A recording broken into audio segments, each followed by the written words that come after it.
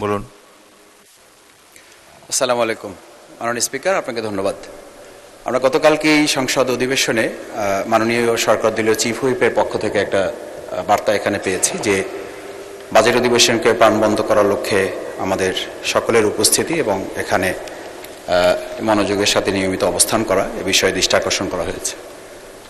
এই প্রেক্ষিতে আমি দুটো বিষয় আমার জানার বিষয়। একটা হচ্ছে যে আমরা শুরু থেকেই তার জন্য প্রাণ খুলে দোয়া করি আমাদের বর্ষিয়ান রাজনীতিবিদ এবং এই সংসদের একজন বিজ্ঞ পার্লামেন্টারিয়ান জনাব মির্জা আব্বাস, তার শারীরিক সর্বশেষ অবস্থা সম্পর্কে এই পার্লামেন্ট এখন পর্যন্ত আনুষ্ঠানিকভাবে আমরা কিছু জানতে পেরেছি, এটা আমার মনে পড়ছে না। আমার প্রথম কথা হচ্ছে যে এই বিষয়ে তার সর্বশেষ পরিস্থিতি, পার্লামেন্টে তার শপথ গ্রহণ এবং তার শারীরিক সর্বশেষ অবস্থা। দ্বিতীয় হচ্ছে সরকার দলীয় আরও দুইজন সংসদ সদস্য যারা ঋণ খেলাপি অবস্থায় আছেন, মামলা চলমান রয়েছেন, সেই বিষয়টিও এখানে সর্বশেষ পরিস্থিতি আমাদের সামনে। আমার মনে হয় আমরা একজন সংসদ সদস্য হিসাবে জানা দরকার যে আমরা এখনো পর্যন্ত পার্লামেন্টে অংশগ্রহণ করা কিংবা না করার প্রশ্নে তারা কি ভূমিকা পালন করতে পারছেন। সেই ক্ষেত্রে জনাব মির্জা আব্বাস মাননীয় সংসদ সদস্য, তার ব্যাপারে যেসব গুজবের ডালপালা আছে শহীদ শেখ আমাদের শরীফ ওসমান হাদির প্রসঙ্গে, এবং সেই গুজবে ঘিতে আগুনে ঘি ঢেলেছে সর্বশেষ মমতা বন্দ্যোপাধ্যায়ের যে বক্তব্য ছিল যে আমি যদি নাম বলে দিই তাহলে বাংলাদেশে এটা নিয়ে উতাল পাতাল হবে। আমার মধ্যে সেই সব প্রসঙ্গগুলোতে আমরা আর সামনে বাড়তে না দেওয়ার জন্যই স্বরাষ্ট্রমন্ত্রীর পক্ষ থেকেও এ ব্যাপারে ব্রিফ আমাদের কাছে আসা প্রয়োজন ছিল।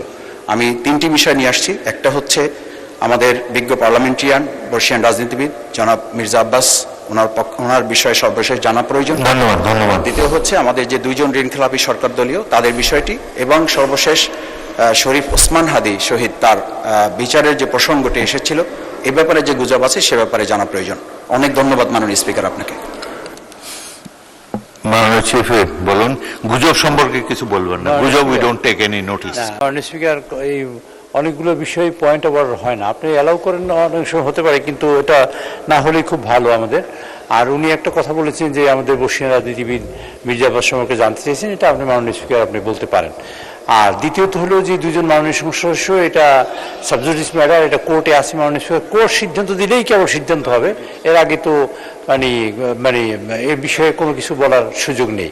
তা আমি মনে করি মাননীয় স্পিকার বাইরের বিষয়গুলো যেগুলা প্রয়োজনীয় নয় সেগুলো আমাদের পয়েন্ট অফ অর্ডারের নাম বলে আমাদের পার্লামেন্টের সময় যাতে না যায় সেদিকে আপনি দৃষ্টি রাখবেন।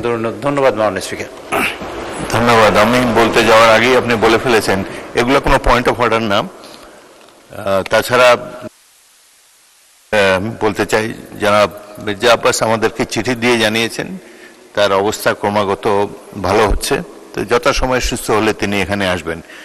বাকি গুজব কে কি বলেছে, কার সম্পর্কে কি গুজব, এগুলো নিয়ে জাতীয় সংসদ সময় নষ্ট করতে পারে না, এবং সুতরাং পয়েন্ট অফ অর্ডার বলার সময় আপনারা চলমান বিষয়ের উপরে কিছু বলবেন এবং অযথা সংসদের সময় নষ্ট হয় এমন কিছু উত্থাপন তুলবেন না। গুজব কখনো জাতীয় সংসদের বিবেচ্য বিষয় নয়।